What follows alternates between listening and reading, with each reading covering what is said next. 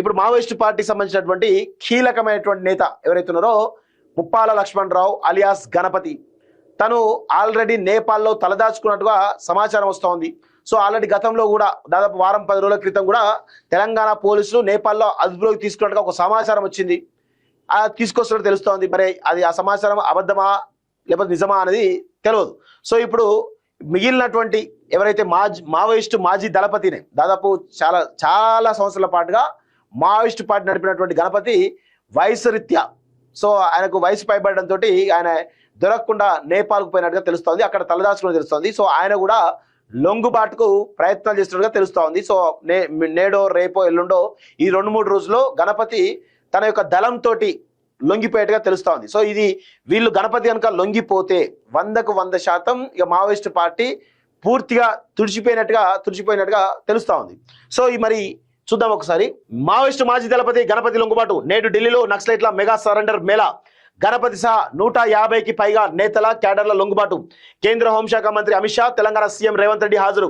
ఈ నెల 31న మావోయిస్టు ముక్త్ భారత్ సభకు కేంద్రం సన్నాహాలు.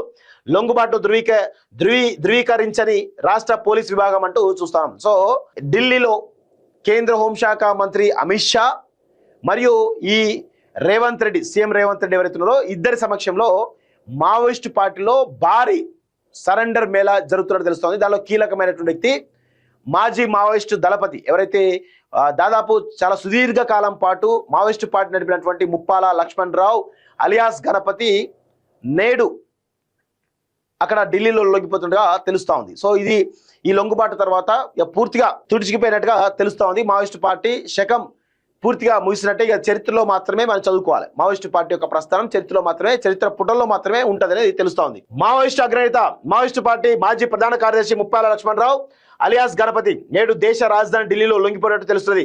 దాదాపు 50 ఏండ్ల అందరు ఇప్పుడు ఎవరు మల్లోజుల వేణుగోపాల్ 40-45 ఏళ్ళు, ఆ దేవ్జీ 35-40 ఏండ్లు, ఇలా చెప్పుకుంటూ ప్రతి ఒక్కరు కూడా 30 నుంచి 40-45 ఏళ్ళు ఉంటే ముప్పాల లక్ష్మణరావు ఒక్కడే 50 ఏండ్ల సుదీర్ఘమైనటువంటి దాంతో అజ్ఞాత జీవితం తర్వాత మొదటిసారిగా ప్రజల్లోకి వస్తున్నట్టు. అంటే తన జీవితకాలం అంతా కూడా పేద ప్రజల కోసం, ఈ యొక్క పీడిత తాడిత ప్రజల కోసం, పెట్టుబడిదారి వర్గాలకు వ్యతిరేకంగా, దొరల పెత్తందారి వ్యవస్థకు వ్యతిరేకంగా దాదాపు 50 ఏళ్ళుగా కొట్లాడుతున్నాడు.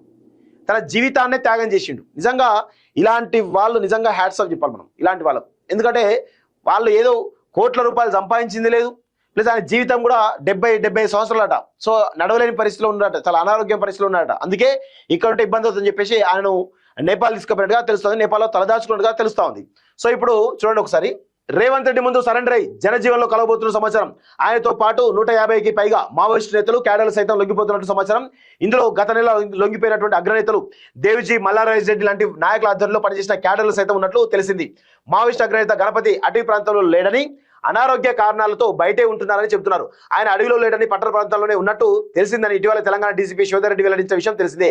తాజాగా ఆయన అనారోగ్య వృద్ధాప్య కారణాలతో లొంగుబాటు పట్టినట్లు సమాచారం. ఆయన స్వగ్రామం బీర్పూర్ వాసులు సైతం ఈ వార్తను ధృవీకరించారు. హైదరాబాద్ లో ఉన్న తమ బంధువుల ద్వారా ఈ సమాచారం తెలిసిందని చెప్పారు. గణపతి భార్య విజయ ప్రస్తుతం హైదరాబాద్ లో బంధువుల ఇంట్లో ఉంటున్నట్లు వివరించారు. సో అమిత్ షా రేవంత్ రెడ్డి సమక్షంలో లొంగుబాటు అవుతున్నారట.